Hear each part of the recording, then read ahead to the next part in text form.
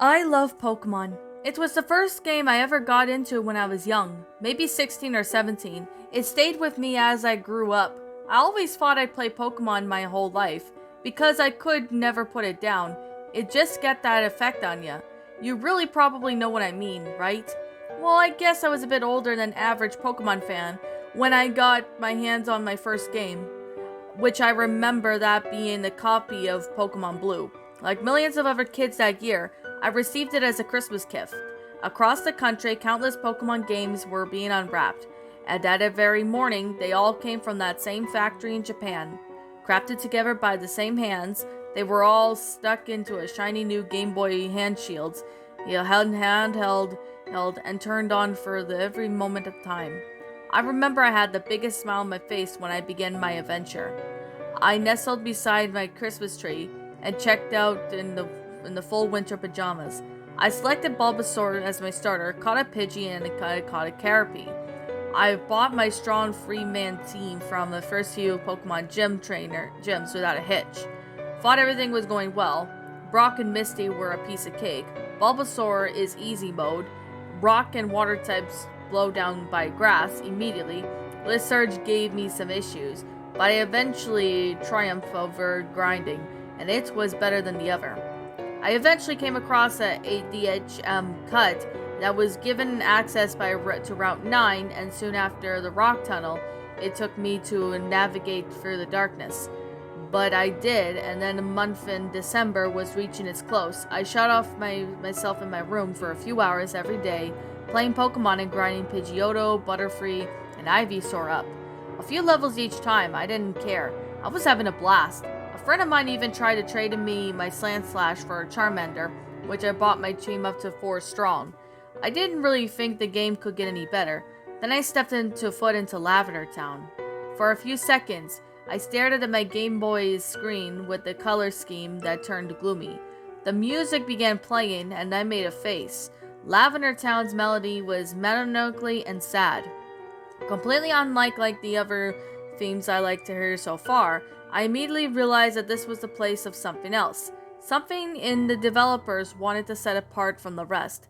I didn't know any other reason they would have to go on through lengths just so they can make Lavender Town seem so dark. The haunting music followed me into every building. Even the Pokemon Center, no longer smiling. I waited impatiently for Nurse Joy to heal up my Pokeballs and my pals since my depressing sound wore on. I thought it would never end. Having hung a second around Lavender Town long enough, I made my way to Western Exit.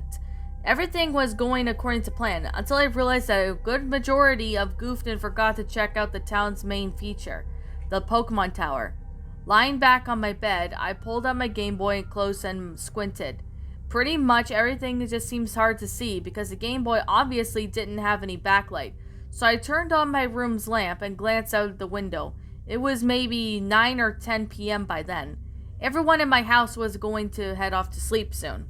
I decided to play on.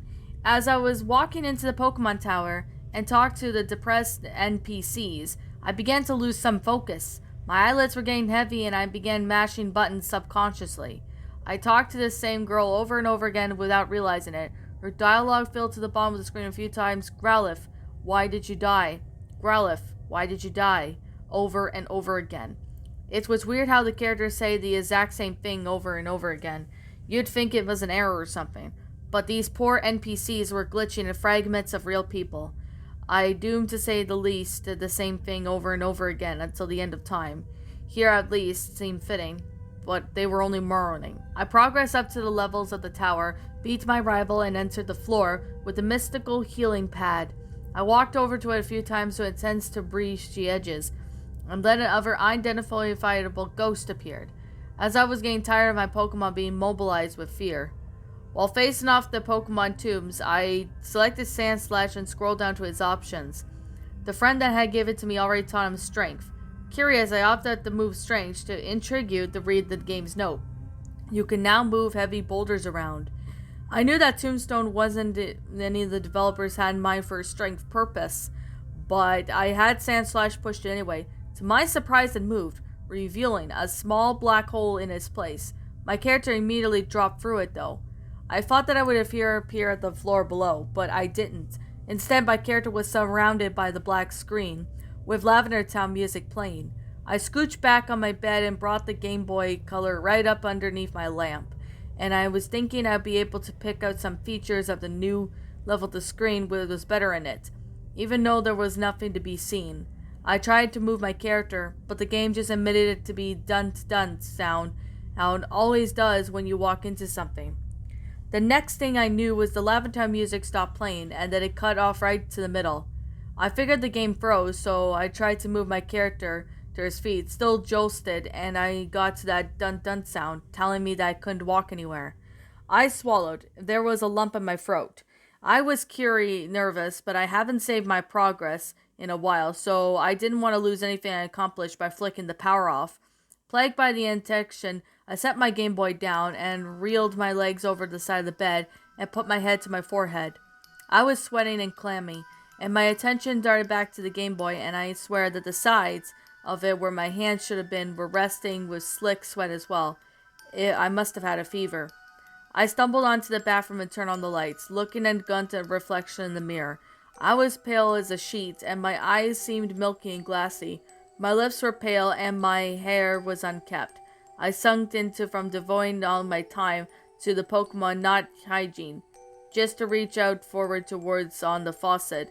Something at the corner of my eye caught my eye. It was my Game Boy. I hadn't brought it with me, hadn't I? I retracted my hand from the faucet and set it to a small electronic device instead. Pulling it up and frowning at the screen, it was all black now, but it was still quiet. Maybe it was partly because I was dazed from having a temperature, or was I just really tired? But I couldn't drag my eyes off the screen. My lids peeled back and I kept staring back into the black abyss, wondering where my character had gone. The Game Boy's power light was still lit. It hadn't shut itself off, but the game was still running. After a minute or so, the chill around from my bathroom started to get to me. The feeling of the icy fingers dragged up my spine, fixed around the back of my neck. I breathed deeply and looked over the back of the mirror. My reflection was gone. Instead, I was seeing a reflection of the empty bathroom and the door leading to the dark hallway by my room. I rubbed my eyes a few times, and my reflection didn't appear. I was obvious I was having some sort of nightmare. Smiling to myself and thinking it was just stupid to get scared of something clearly fever-inducing dream, I picked up my Game Boy and rolled it over my fingers a few times, ready to pinch myself and wake up. I woke up at the last scene and the last time, and it froze. I was now looking very pixelated. Distorted version of my reflection, and my eye sockets had gone black, and my empty mouth was gaping open. Stretching down my face, my fingers were digging into my temples. Music started playing, got louder and louder, even though I wasn't touching some volume dial. It wasn't the Lavender Town theme. It was eerie and less constructible. It didn't take a minute for me to realize that the song was being run backwards. I dropped my Game Boy, which I clanched against the bathroom tile. The back popped open and a few batteries flew towards the doorway, throwing my hands into the sweaty, messy hair. I went to weak on my knees and sunk back against the wall, pinching myself to try to wake up. The music was getting louder, still even with the Game Boy facing down, without batteries. My glazed eyes started over at the mirror.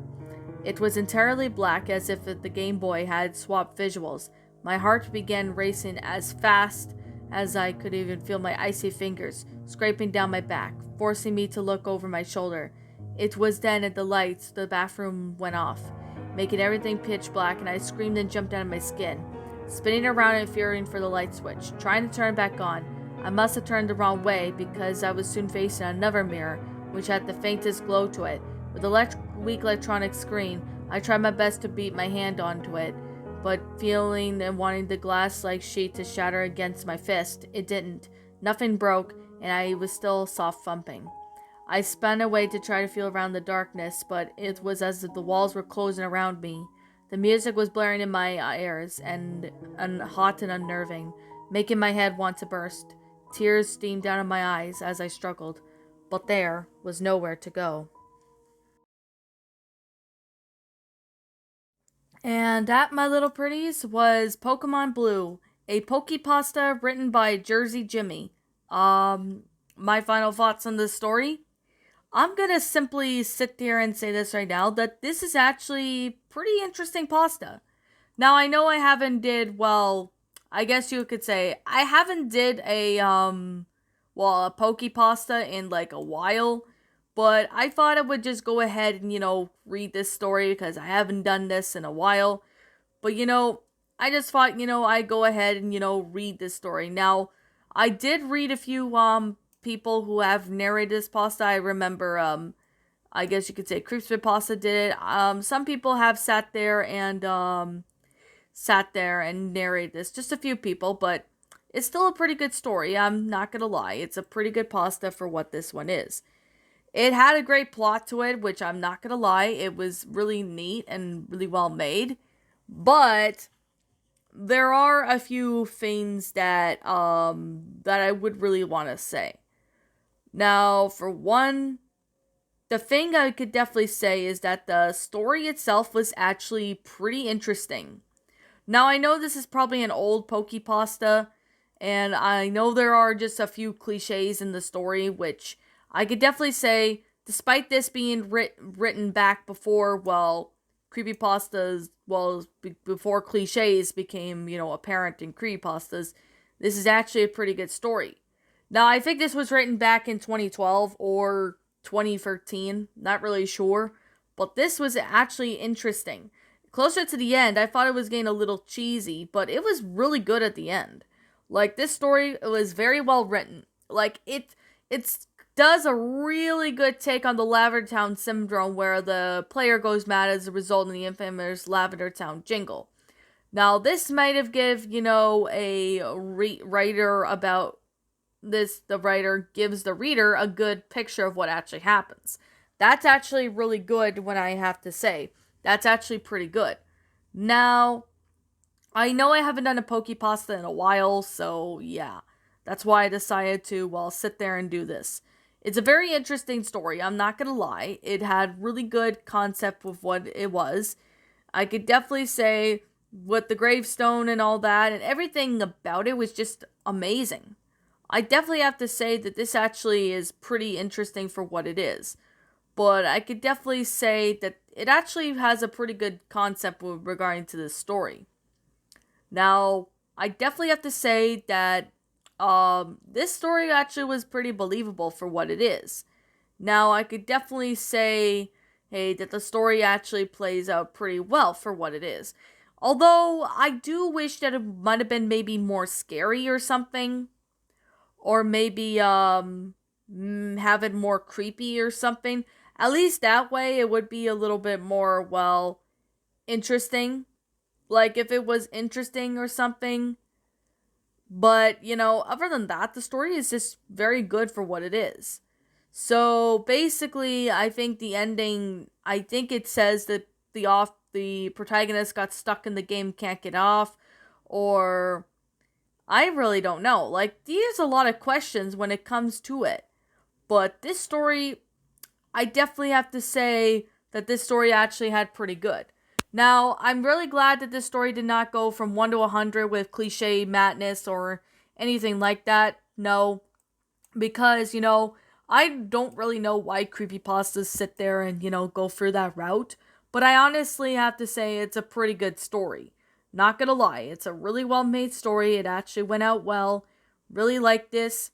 I really have to say that the story actually provided pretty good detail for what it is.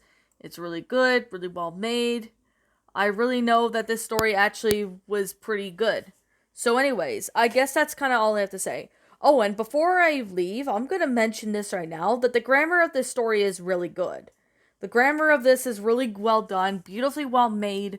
I'm really impressed with the author for sitting there and, putting his or her time and effort into the story.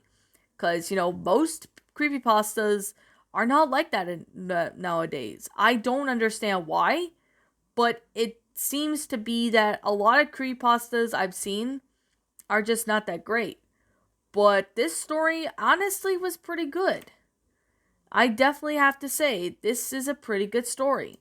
I know I'm repeating myself, but it's still a pretty good story. I just can't deny how good this story is. Now, I know I haven't done a poke pasta in a while, but it actually is very well made in detail, and I really do like it. So anyways, I guess that's all I have to say. Now, this is on the regular Creepypasta Wiki if you guys want to check it out, but yeah. Anyways, I guess that's all I have to say, so I'm gonna wrap up the review. Like I'm always gonna say, and like I always continue to say, this is simply my own personal opinion, and if you happen to disagree with me, that's fine too. We're all entitled to our own opinions in regards to these creepypastas. This is simply my own personal thoughts. My final rating of this story would have to be a 10 out of 10. It was a great creepypasta. It was very enjoyable, or pokeypasta, for if you want to prefer to call it. It's a pretty good concept. Although, yes, it was a bit cliched, but it's still a pretty good story. Even though the story was pretty old, it's still pretty good. So, JerseyJimmy, I think that's what the user's name is. You did awesome with this story. This story was fantastic. It really got me on edge with the game in a good way, and I'm really glad you wrote this story. So, I really wonder if JerseyJimmy wrote some other creepypastas that are just as good as this one.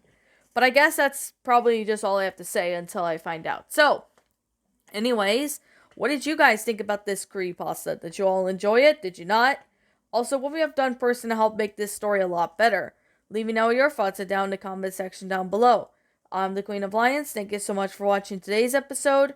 If you happen to be brand new here on this channel, be sure to like, comment, subscribe because I make brand new videos every single day. Don't forget to ring the notification bell to when I upload so that you guys will not miss an upload. And as always, please roll the outro because I'm out.